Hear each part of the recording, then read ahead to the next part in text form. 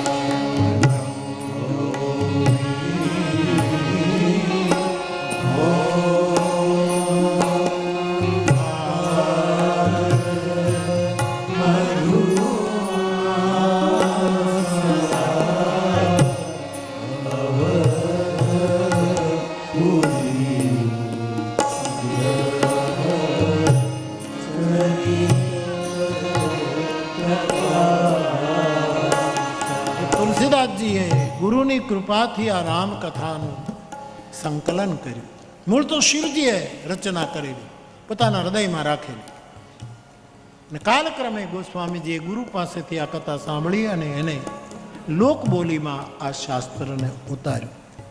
આ માનસનો અર્થ હૃદય પણ થાય, માનસનો અર્થ માનવ પણ થાય, માનસનો અર્થ આપણી માનસિકતા પણ થાય. માનસ શાસ્ત્ર આખું અહીંયા કામ કરે છે એ પણ થાય, અને માનસનો અર્થ હિમાલયમાં રહેલું માન સરોવર પણ થાય. આ બધા જ માન સરોવર. તો જ્યારે આને સરોવરનો દરજ્જો આપવો, આ એક સરોવર છે, હાલતું ચાલતું સરોવર. આજે અહીંયા છે 9 દિવસ માટે, આ સરોવર વળી પાછું પછી ક્યાંક બીજે જશે. સરોવરને જેમ 4 ઘાટ હોય એમ રામચરિત માનસના 4 ઘાટ છે.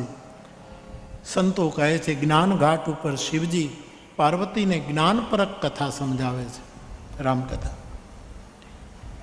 બીજો ઘાટ છે ઉપાસનાનો, કે સાધના કઈ રીતે કરવી. એ ઘાટ ઉપર બેસીને કાગભૂષુંડીજી ગરુડજીને કથા સંભળાવે. ત્રીજો ઘાટ છે કર્મનો, આપણે કર્મ કરવું જોઈએ. એ કથા યાજ્ઞવલ્કજી ભરદ્વાજજીને સંભળાવે. અને ચોથો શરણાગતિનો ઘાટ, પ્રપત્તિનો ઘાટ. મારી પાસે કર્મ નથી, જ્ઞાન નથી, ઉપાસના નથી, હું તો કેવલ શરણાગત છું પ્રભુ, એમ કહીને તુલસી શરણાગતિના ઘાટ ઉપર બેસીને પોતાના મનને આ કથા સંભળાવે. આમ સરોવરનું સુંદર રૂપક તુલસીદાસજીએ બનાવ્યું. શરણાગતિના ઘાટ ઉપર બેસીને તુલસીજી આપણને પ્રયાગમાં લઈ જાય છે, જ્યાંથી કથાનો આરંભ થાય છે. તીર્થરાજ, એનો અર્થ મેં વારંવાર કહ્યું છે કે શરણાગતિનો અર્થ એવો નહીં કરવો જોઈએ કે હવે મારે કાંઈ કરવાનું નહીં.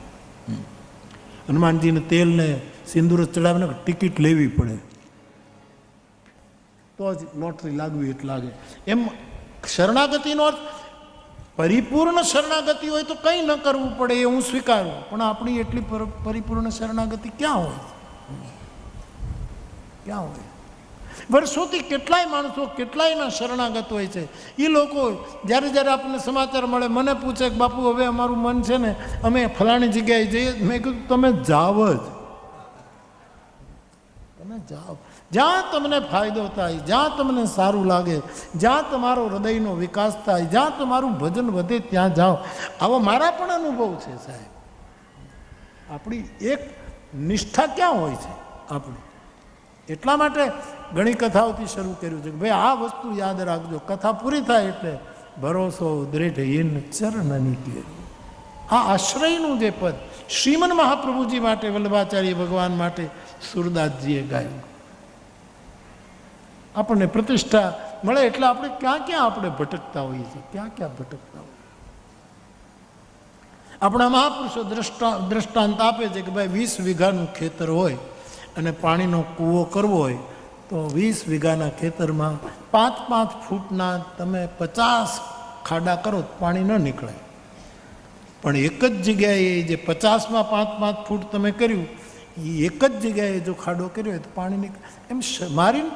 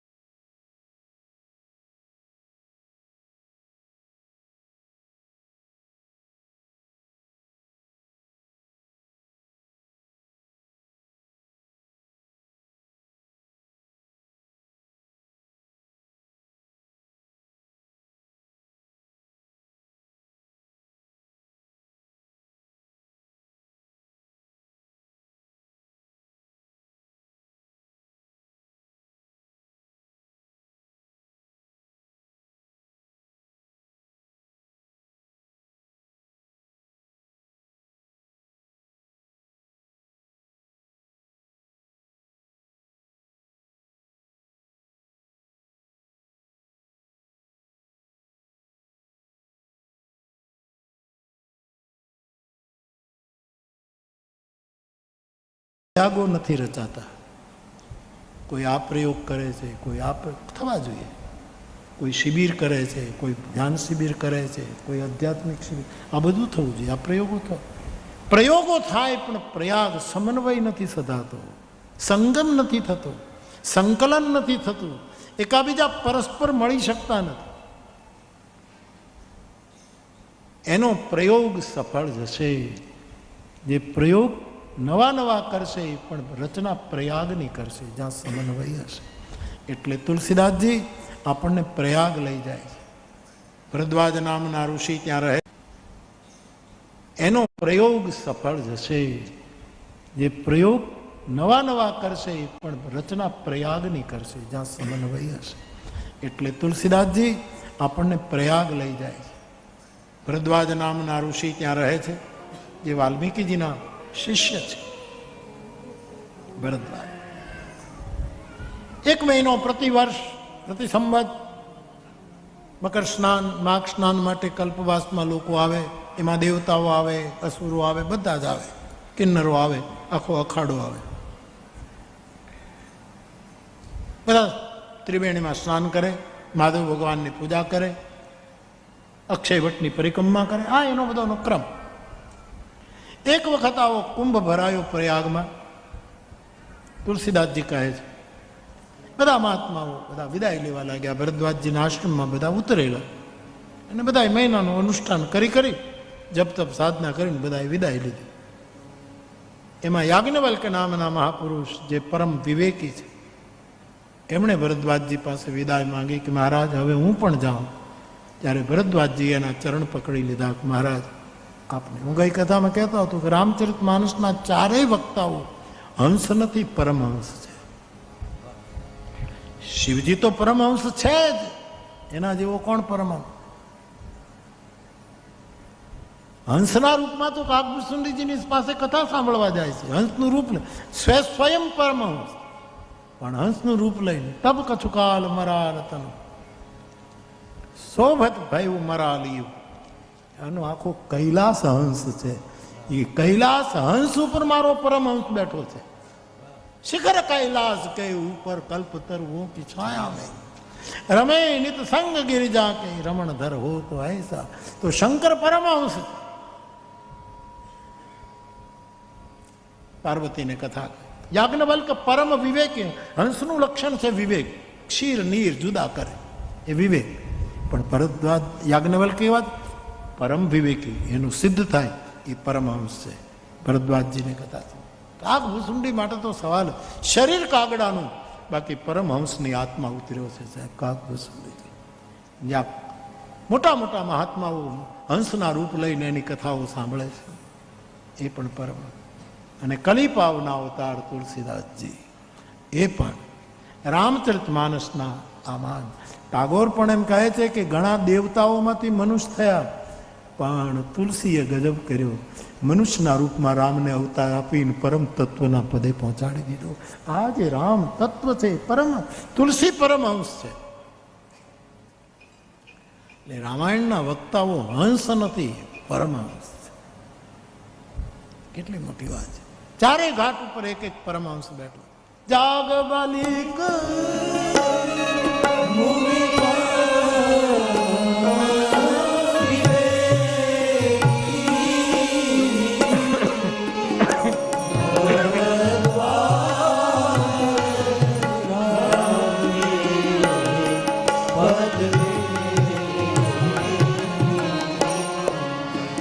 યાજ્ઞવલ્ક મહારાજ પરમહંસ છે. ભરદ્વાજજી એમને રોક્યા કે મહારાજ આપને રજા નહીં આપો. બોલે હું પણ મહેમાન હતો, મારે જવું. યાજ્ઞવલ્ક એટલે બહુ જ મોટું નામ આપણા અધ્યાત્મ જગતનું. સાથ એની તોલે કોઈ નહીં આવે. યાજ્ઞવલ્કની તોલે ગજબ છે. એના નામે આખી સ્મૃતિ છે, યાજ્ઞવલ્ક સ્મૃતિ. દેશકાળ અને અવસર પ્રમાણે, પાત્ર પ્રમાણે યાજ્ઞવલ્કએ જે સૂત્રોની રચના કરી છે, અદ્ભુત છે. પરમ વિવેક. મહારાજ આપ રોકાઓ. યાજ્ઞવલ્કએ કહ્યું કે મહારાજ હવે હું પણ જાઉં. કે નહીં, આપ રોકાઓ. કારણ કે મારા મનમાં એક સંશય છે. આપના હાથમાં વેદોના તત્વો હસ્તા મલક છે. મેં આટલા કુંભ મેળા કર્યા, આટલા મહાપુરુષોને મળ્યો, પણ મારો સંશય, મારો વહેમ, મારી શંકા મટી નહીં. આપ મારા શંકાનું સમાધાન કરો. નાથ એક સંશય બળવો, આપ મારો સંશય. હવે વાલ્મીકીજીના શિષ્ય છે ભલે, એ વાલ્મીકીએ મૂળ રામાયણ લખ્યું, આદિ કવિ વાલ્મીકી એને લખ્યું. એ વાલ્મીકી રામાયણ એના શિષ્યને ન સમજાણું કે રામ કોણ છે. એ અહીંયા એણે પૂછ્યું કે ગુરુને સામે તો થવાય નહીં કે આ કોની રામની તમે વાત કરો તો આ શું ઉપાડ્યું છે તમે આમાં કાંઈ. કારણ કે વાલ્મીકીનો રામ તો એક આદર્શ માનવ છે, એમાં ઈશ્વરત્વ તો આરોપિત છે જ નહીં. અને ભરદ્વાજજીને જેને રામ પદ અતિ અનુરાગા, રામચરણનો પ્રેમ છે, એટલે એને જાણવું છે કે હું જેને પ્રેમ કરું છું રામ તત્વનો ગર્ભ ક્યાં છે, એ રામ તત્વની ગહેરાઈ ક્યાં છે. એટલે વાલ્મીકીના શિષ્ય આદિ રામાયણ તો એના ગુરુ પાસે નહીં ભણ્યા હોય, વાલ્મીકી રામાયણ તો એને બેઠા બેઠા નહીં ભણાવ્યું હોય, એક એક શ્લોક ભણાવ્યો હશે. સુંદરકાંડ તો આખો ભરદ્વાજજીને મોઢે હતું, પણ વેમ નહોતો ગયો. ઘણી વખત ઘરનો ડૉક્ટર કામ નથી કરતો, બીજા ડૉક્ટર જ રોગનું નિદાન કરે છે. અને પ્રતીક્ષા કરી કે હવે કોઈ એવો આવે કે જેની પાસેથી મને રામ રહસ્યનું ઉદ્ઘાટન થાય. એટલા માટે કહે છે મહારાજ, હું આપને પગે લાગીને પૂછું છું કે રામ તત્વ શું છે? રામ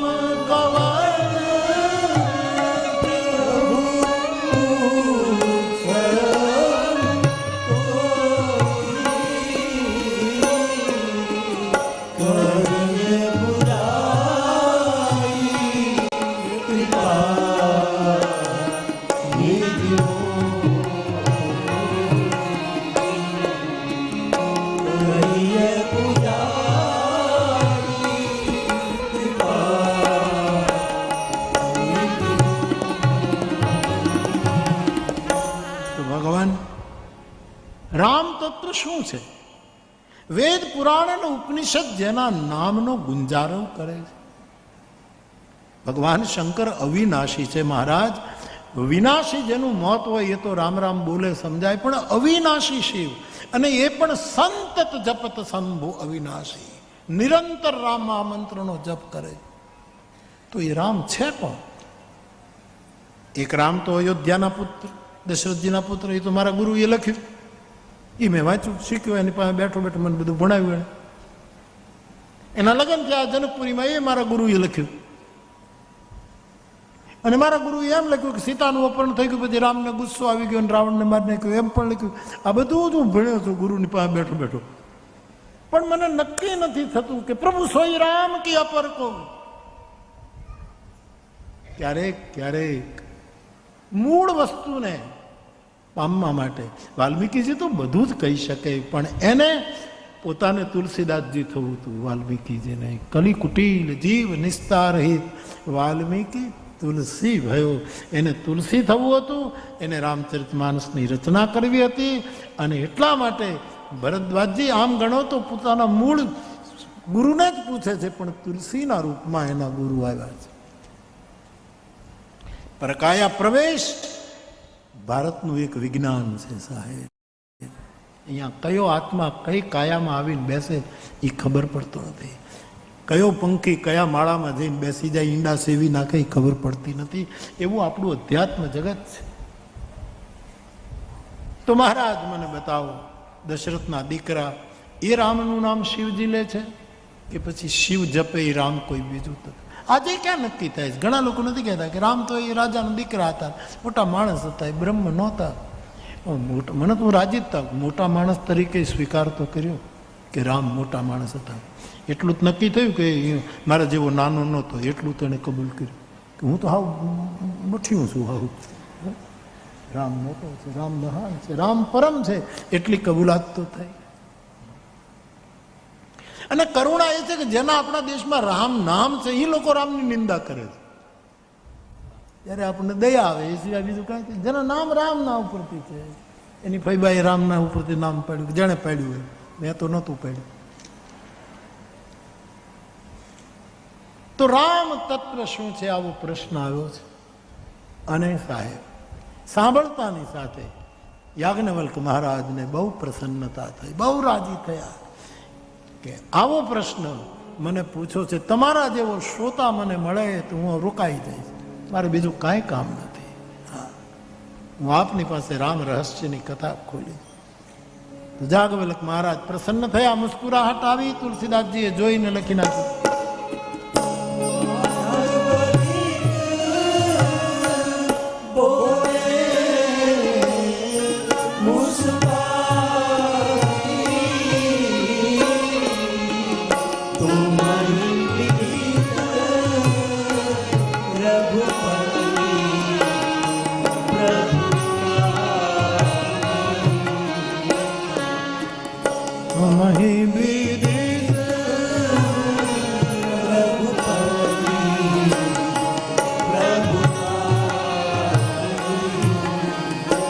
યાજ્ઞવલ્ક્યજી મુસ્કુરાયા. બે ચોપાઈમાં રામકથાનું મહિમાનું ગાયન કર્યું. આપ ધન્ય છો મહારાજ, આપે રામકથા પૂછી.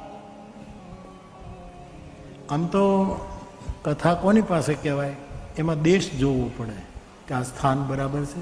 જેમ આપણે આ સ્થાન નક્કી કર્યું ખાંડા, ઘણી વાતો થઈ. 2 મહિનાથી વિચારતું હતું, 1 વર્ષથી વિચારતું હતું ક્યાં કરીએ કથા, અન્ય ઊંડાણે કરીએ, ત્યાં રસ્તા નથી, ત્યાં પાણી પહોંચે કેમ, લોકોને લાવવા લઈ જવા, એવા કેટલાય વિચાર થતા છેવટે ખાંડામાં કથા આવી. દેશ પ્રકૃતિ નક્કી કરતી હોય છે, અસ્તિત્વ દેશ નક્કી કરે. કથા માટે દેશ, પછી કાળ, કયા ટાઈમે કથા રાખવી, શિયાળામાં રાખવી, ચોમાસામાં રાખવી, કયા મહિનામાં રાખવી, એ પછી આ દિવસો નક્કી થયા. અને આ મધુમાસ છે. મધુમાસમાં વરસાદ પણ ન હોય, બહુ ઠંડી પણ ન હોય, બહુ ગરમી પણ ન હોય, બધું કળિયુગ છે એટલે થોડો ફેરફાર થાય, પણ લગભગ બધું સંતુલિત હોય. આ સમયમાં બધું એટલી બધી ટાઢ ક્યાં છે?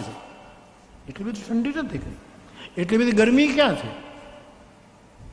આમાં ફુવારા ચાલુ છે ને, આમ ના છે કાંઈ ધુવાડા નીકળે છે ફુવારા, એટલે કાંઈ બહુ ગરમી નથી લાગતી. વરસાદ તો છે જ નહીં. તો દેશ તરીકે ખાંડા નક્કી થયું, કાળ તરીકે 9 થી 17 તારીખ નક્કી થઈ, પાત્ર તરીકે તમે બધા. તો દેશ, કાળ અને પાત્ર ત્રણેય વસ્તુનો પ્રયાગ રચાયો. પણ છતાંય પ્રયાગમાં તો આ લોકો બેઠા જ છે સાહેબ. ભરદ્વાજી એટલા વખતથી રામાયણ ભણે છે, પણ આ પ્રશ્ન આવ્યો જ નહીં ક્યારે. એમાં એક તત્વ તૂટતું હતું, અને તે છે અવસર. ઘણી વખત દેશ, કાળ અને પાત્ર મળે, પણ અવસર બહુ મોટો શબ્દ છે, બહુ આધ્યાત્મિક વૈષ્ણવી શબ્દ છે. અવસર વલ્લભી શબ્દ છે. આ કથા કહેવાનો વક્તાને અવસર આવતો હોય છે, મારે અહીંયા હવે ગાવું છે. શ્રોતાને પણ અવસર આવતો હોય છે. ટૂંકમાં મને એમ લાગે છે કે આપણી આ આદિ તીર્થવાસી ભાઈ બહેનો માટેની કથા, દેશ પણ બરાબર, કાળ પણ બરાબર, તમે શાંતિથી બેઠા છો, પાત્ર પણ બરાબર, અને આવો રૂડો અવસર પણ આજે બરાબર આવ્યો છે. તો યાજ્ઞવલ્ક્ય હસ્યા, પ્રસન્ન થયા, કથાનો મહિમા ગાયો, અને પછી મહારાજ હું આપની પાસે રામકથાની શરૂઆત કરીશ એમ કહીને યાજ્ઞવલ્ક્યજી ભરદ્વાજજીની પાસે શિવ ચરિત્રનું વર્ણન શરૂ કરે. મહારાજ આ કેવો સુંદર પ્રયાગ રચે છે. કથા રામની પૂછી, પહેલી કથા શિવની કહે છે. આ 2 નદીનો સંગમ છે, ગંગા અને યમુના, આ 2 ભેગા કર્યા. કઈ રીતે? રામકથા અને શિવકથા. હવે યમુના છે એ સાંવરી છે, ગંગા ગોરી છે, શંકરનો વર્ણ ગૌર છે, મારા રામનો નીલ સરોવરું શ્યામ છે. આ 2 વિચારધારાનો સંગમ છે. અને યાજ્ઞવલ્ક્યની સરસ્વતી એ ગુપ્ત છે, પ્રગટ થવાની તૈયારી છે. આ પ્રયાગ છે, આ સંયોગ છે. તો શિવકથા પહેલી સાંભળવી પડશે. કેટલો મોટો સેતુ બનાવ્યો છે તુલસીદાસજી. આ તુલસી ન હોત તો આ દેશ વેર વિખેર થઈ ગયો હોત. આપણું શું થાત એની કલ્પના નહીં કરી શકાત. જો તુલસી ન હોત. આ તુલસીને ગાઉં છું એટલા માટે નહીં, શું થયું હોત આ દેશને એ સમયમાં. અને આપણે ત્યાં વિદેશીઓનું શાસન, મોગલોનું શાસન, એ વખતે પણ દિલ્હીમાં રાજા કોણ છે એને કોઈ નહોતું ઓળખતું, પણ તુલસીદાસજીને બધા ઓળખતા હતા. એનું બાજુએ તો લખ્યું કે બુધાની યાત્રામાં કોઈક ગામડામાં જઈને કોઈકને પૂછ્યું કે આ દિલ્હીમાં કોણ રાત, તો અકબરનું નામ નહોતા કહી શક્યા. પણ બધાને પૂછ્યું કે તમે તુલસીદાસજીને ઓળખો તો કે એને ન ઓળખી, તમે કહેતો તો 8 ચોપાઈ ગઈ નક્કી. આ તુલસી સાર્વભૌમ થાય. આટલું વ્યાપક તુલસીનું બહુ બિહામણું દૃશ્ય આ દેશનું હોત જો તુલસી ન હોત તો. જો પે યહ રામાયણ તુલસી ન ગાવતો કોણ કરત. 7 જહાજ બનાવ્યા આપણા માટે. અને એમાં જેને જે વાણમાં બેસવું હોય, કોઈક બાલકાંડમાં બેસીને તર્યા, કોઈ અયોધ્યા કાંડમાં, એના ફળાદેશ તમે જુઓ, બધા તરતા જાય છે. બધા સિંધુ વિના જલ જાન બિરચેવું 7 જહાજ. તુલસીએ 7 જહાજ બનાવ્યા. તો પ્રયાગ રચ્યો છે. પહેલા શિવ કથા તમારે સાંભળવી પડશે. હું તમને શિવ ચરિત્ર સંભળાવું એમ કહીને રામકથાના પૂર્વે શિવ કથા યાજ્ઞવલ્ક્ય મહારાજ ભરદ્વાજજીને સમજાવે છે તુલસીની ચોપાઈ.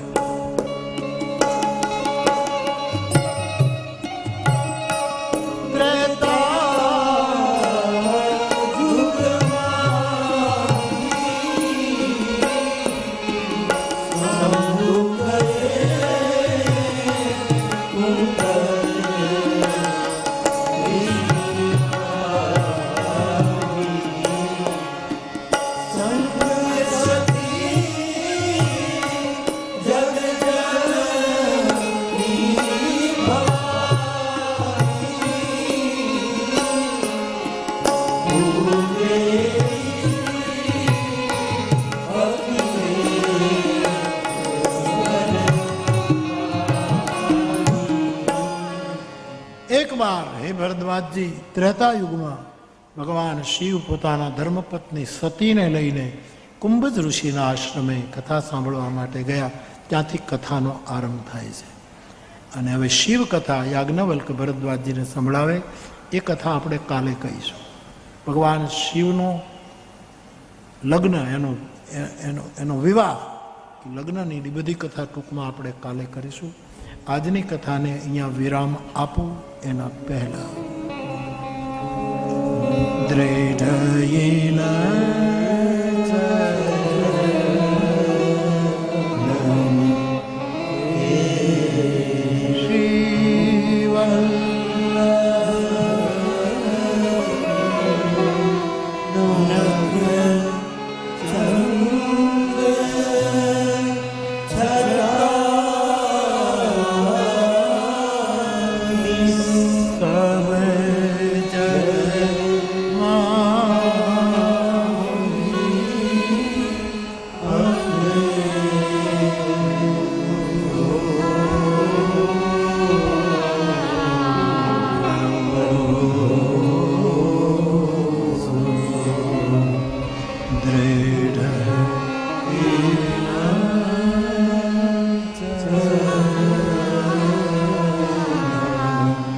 છેલ્લે 2 મિનિટ આમ નામ બેસીને ભાવથી હરે રામ રામ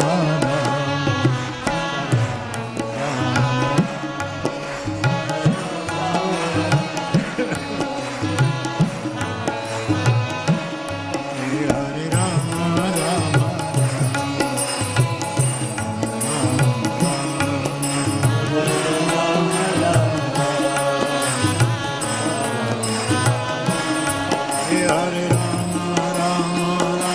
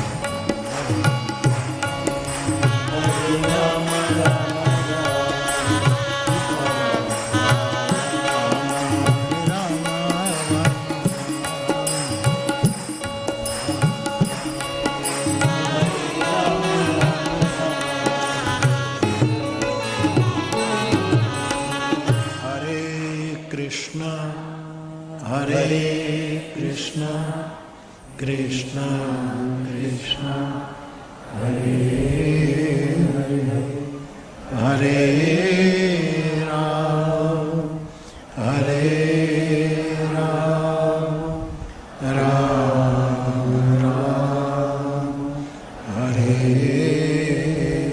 हरे हरे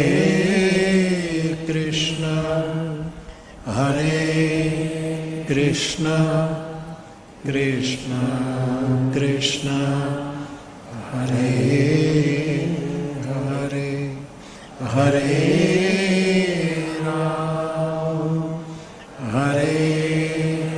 राम राम राम हरे हरे हरे कृष्ण कृष्ण कृष्ण हरे हरे राम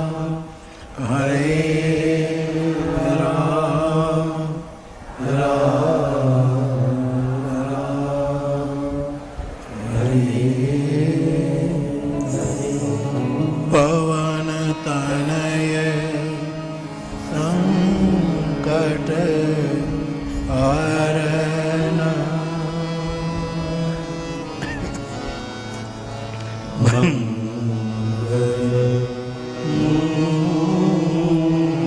मूर्ति राम लखन सीता सहित